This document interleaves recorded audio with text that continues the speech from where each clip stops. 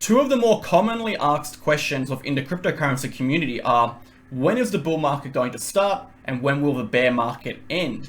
We're going to go ahead and take a look at the macro charts today, run a technical analysis of a variety of different indicators, look at the trend and discuss these 2 points. Let's go ahead and dive into the video. Okay, welcome back to the channel, MegaWhale team. Thank you for tuning into today's video. I hope you're having a fantastic day. We're going to go ahead and do a macro analysis today, talking about the larger time frame, trying to answer those 2 questions, or at least shine some light on those 2 questions to the best of our ability. The questions are, when will the bear market end and when will the new bull market resume or start?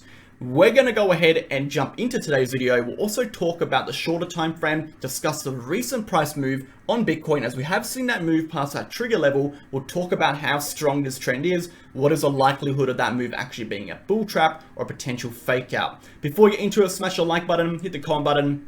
If you're new to the channel, consider dropping a subscribe. We do daily videos of Bitcoin, daily technical objective analysis. That is all we focus on. And of course, if you're interested in more information throughout the day, you can go ahead and access our Telegram channel. Second link down below, you'll get access to all of our charts, analysis, information, videos, content, news events, and so much more right over here in the Telegram channel. Of course, if you're interested in our VIP channel, you can access our VIP channel. You can see over 500 members in here where we post trade signals and so much more in here, guys. Let's go ahead and get into the video. So we'll start with our market data. As you can see, for the month right now, Bitcoin is 1.1% negative, nothing too significant. Volatility over a 30-day period is sitting at 4.03. What you can see, however, if you eliminate the volatility between the 2nd to the 10th or the 9th of November, taking from the 10th all the way across to the 2nd of December, we've only had a change in volatility of 0.09.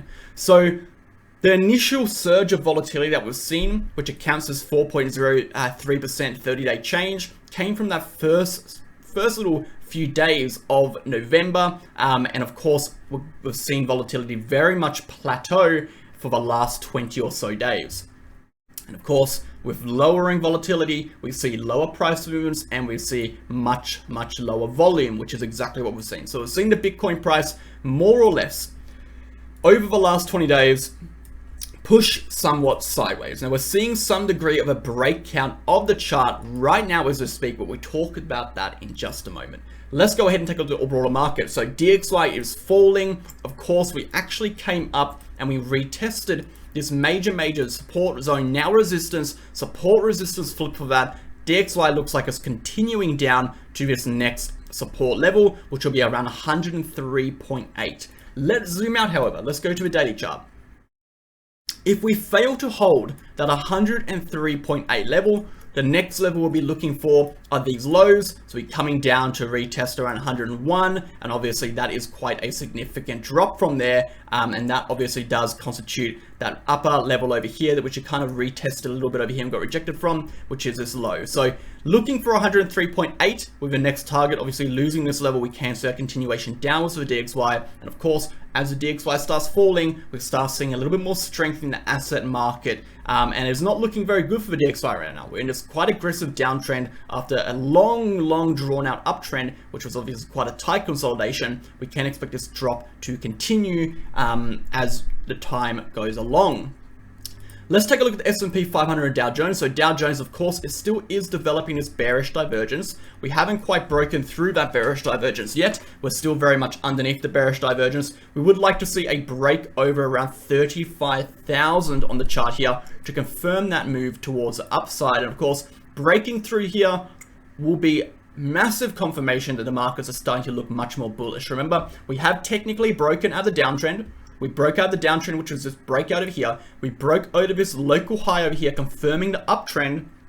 Now we're looking for some bullish price action on the macro, and that will occur past the 35,000 break. Of course, until we break there, at any point we can get rejected and head back down. So definitely something to keep in mind. Same with the S&P 500, guys. We are still underneath this macro downtrending resistance. So until we break through this downtrending resistance, we still do have that risk to actually come down and retest these lows, potentially even make a new low. So something to keep in mind. What we're looking at here is a break over this point, become macro bullish again for the S&P 500. Bond yields are falling. 2-year government bonds, again, we were rejected from this same support level over here, looking like we're support resistant flipping over here. This could definitely continue downwards again. Bond yields drop, markets start to look a little bit more bullish. Let's go ahead and talk about short term for Bitcoin, and then we'll go ahead and get into a macro, the main chunk of today's video. So from a structural standpoint, we'll start on the 1 hour. So what have we seen in the last little bit? Well, we saw a few things. Obviously, we saw a pretty strong sideways consolidation between this range. We held this upper range in the last few days, which we created a new horizontal channel within, all right, between our trigger zone, these two red lines, and this lower support level indicated over here. We said that if we lost this level over here, we would see a continuation downwards to the POC, okay? That is still very much in play. If we do come down and lose this level, we do need to see a loss of this level to see a continuation to the downside. On the smaller time frame, we have actually broken out of that trigger level. So on the very small time frame, this is starting to look quite bad, okay? We're looking like we are losing a lot of strength in this smaller time frame trend. As you can see, the price is aggressively rising and the volume, volatility, and obviously momentum is dropping. So we don't have that positive, we don't have that inertia we need to really push the price upwards here. It's really just pushing through these resistances and gapping into this low volume range to fill these orders and push the price higher, but we have nothing really backing it on the smaller time frame. So I wouldn't be surprised if we see some degree of a pullback here. This could turn into a fake out. It could definitely turn into a false break. Again, for more confidence, I would really like to see two things occur. I would really like to see a retracement to this level, a support resistance flip and continuation, or a retracement to this local peak or this local high over here, which is slightly higher, and the same thing occur. Until then, I think be a little cautious on the smaller time frame if you're scalping it, because it does look like, you know, this lower volatility into a small, or should I say low volatility and low volume, moving into a very low historical trading volume range. We could definitely see some more sporadic price action occur during this time. If we go ahead and zoom out to a larger time frame, however, we can see a lot of strength developing. We do have the prices over the smaller time frame moving averages, as well as the 50 EMA, which signifies within this period here, we are showing significantly more strength in comparison to the average price over a 4-hour 50 period time frame, okay, which is a moving average, a 50 EMA, all right? The estimated moving averages with the average price over 50 periods on 4-hour time frame blocks. So we are showing significant strength here, or at least more strength relative to the average price action according to the 50 EMA. And obviously, the larger the EMA, the more average the price is, the more confirmation we have on that trend strength. So it's looking decent on the 4-hour. If we start moving up to a higher time frame, we can see on the 12-hour even, we are actually breaking above the 50. Again, really good to see. If you remember, what we do have usually when we come down to these gaps, we have massive drawdowns, equaling big gaps between the price action and the 50, okay? And then as we push and consolidate, we have compression, and usually compression ends in expansion. So we generally have directional moves occur after that. If you go ahead and take a look at the price action here, okay? Imagine the price action as this. If you come down, imagine this. You have a channel, you have the smaller time frame moving averages in the middle, okay? So this is going to be your 4, 15, 17, 22, 26, 28, and 32. These are your small time frame moving averages, okay? And then you have your 50 EMA, which is an upper line, okay? And this is your lower support. The price kind of moves like this. It will kind of move into and down, and if we'll push through the small time frame moving averages, will push up into the 50, and it can get rejected back to the 50, or it can push through. So we generally move within this kind of invisible channel between these moving averages. So what we're seeing here is the price has moved through the smaller time frame moving averages. It's pushed up to the 50. And it's currently testing the 50 on the larger time frame. So I'd really like to see a close above the 50 on this larger time frame. That, of course, would in fact confirm a breakdown of the 50. Obviously, rejections, lower highs, rejections, lower highs from the smaller time frame moving averages, entering this lower volume historical trading range, where we could definitely start to see some degree of a move towards the downside. Of course, if we invert the chart, we're looking for that move towards the upside to that level. So a strong move to around 20,000, up over about 19,000. is possible according to this chart. Again, we do have a lot of resistance above us that we do need to focus on. So let's talk about those resistance levels first, and then we'll talk about the macro chart. So I think we've talked a lot about the downside price action. Let's talk about these upper levels. So say, for example, we do start pushing upwards, we start developing support, we start clearing through this range over here. The next major zone we're looking at is 18,172 to 18,682. This is the major June to November support. For us to turn, excuse me, for us to turn macro bullish, for us to see a macro swing upwards, we have to break through that level. There is no questions asked. We absolutely need to break through that June low. That June low that we developed over the course of about 4.5 months has to be broken above for us to see any sort of continuation upwards. Until then, every single move upwards should be considered a retracement waiting to happen. Okay, meaning that we are still in a downtrend. Okay, short term, macro, mid-term, we're still in a downtrend. Every single move upwards until we break over here should be met with some degree of skepticism, and we should expect, some degree of a breakdown at some point, okay? Once we get above this level, we are clearing this June low. We're looking to create a new trend upwards. The real exciting thing starts to happen when we start breaking through some of these local highs. We start clearing through 21,000, 22,000, and of course, 24,000. Those are the big levels. As you can see in the chart over here, past 24,000, we enter a very low historical trading volume range. We're very likely to push straight up to 30. So again, the macro chart is starting to look better. We start to have a little bit more positive momentum over here. We've got some more positive price action. Obviously, we've got some good indicators flashing, a few bullish signals on the larger time frame, such as a bullish divergence occurring right over here. So there are things on the chart that are starting to look better for Bitcoin.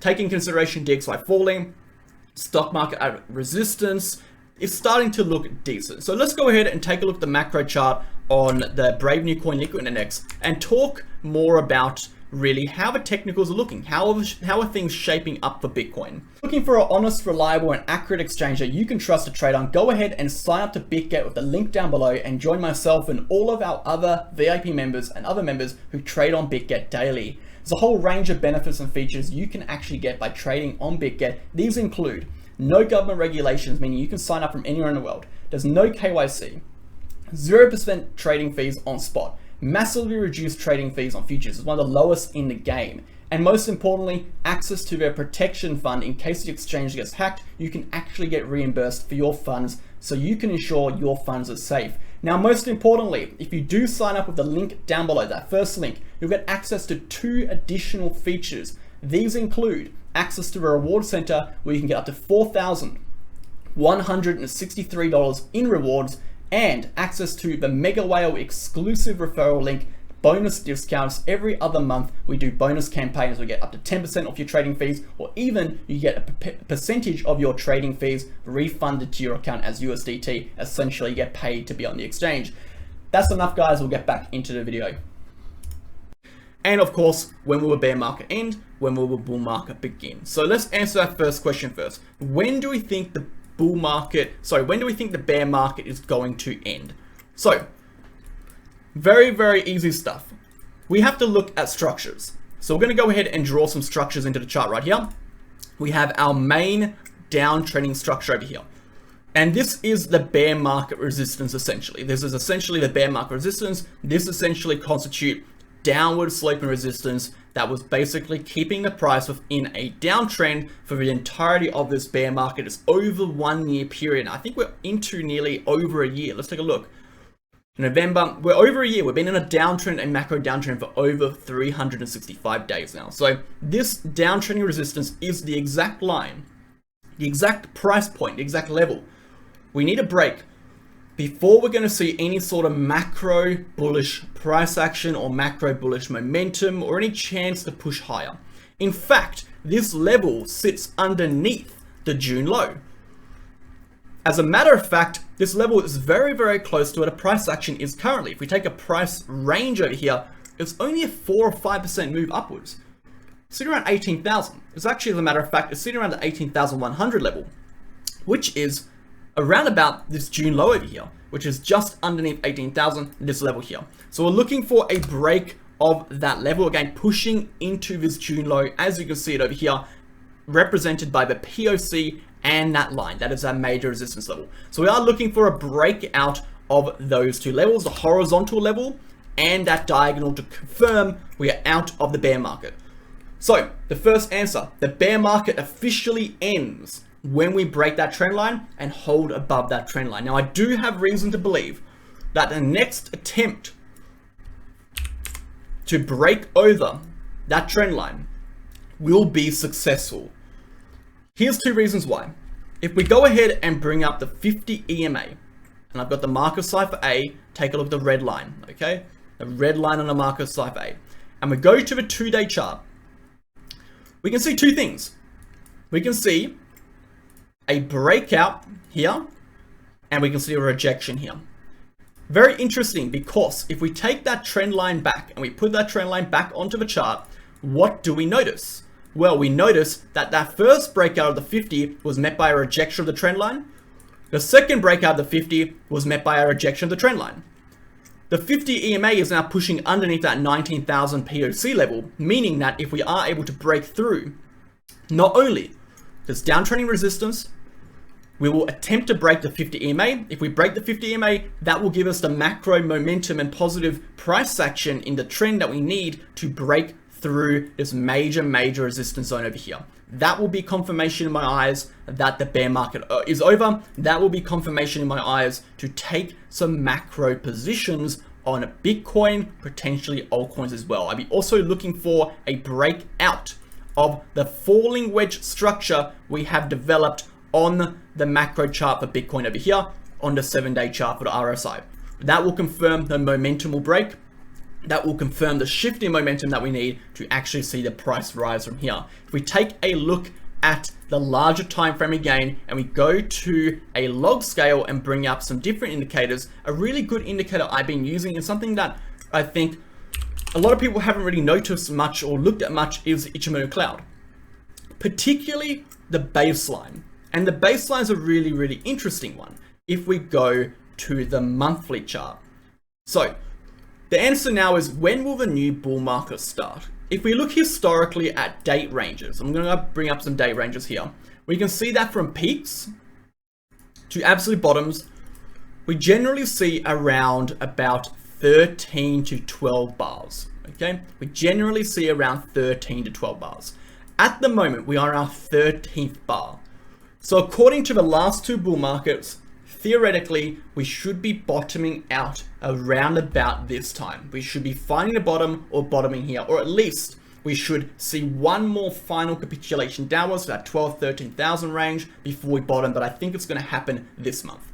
Going back and just imagine back to that downward sloping trend line we had, it was only about a 4% range between where we are now and where that downward descending trend line is sitting. So we don't have a lot of time or price action required to retest that bear market resistance. If we take a look at traditional markets, the S&P 500 is doing it, the Dow Jones is doing it, a lot of other markets are starting to retest those resistances. So either we're going to see these breakouts occur for the macro very shortly within the 4-week period, or we're going to see an aggressive continuation to the downside soon as well. We're in a very delicate spot because we're coming right up to bear market resistances. As we start approaching resistances, the likelihood of us rejecting on a macro scale increases. So according to our date range trend over here, 13 and 12 bars is generally the average we bottom out in. If we take the distance between there and the break of the baseline, we can see something very interesting. We can see 15 bars. So around 15 bars, that takes us to March 2024 is when we expect that baseline to break again on Bitcoin chart. And that is when we should break out into a new bull market again. Okay, that price range I assume is going to occur somewhere around about 40,000. My best bet will be when we start breaking through this yearly low resistance around about this level over here is when we will have come down and broken back through this level. I think that is when the bull market will aggressively begin again. And look, we have a lot of uptrend to go from the bottom to that breakout, we get a lot of uptrend. We get 100+% usually.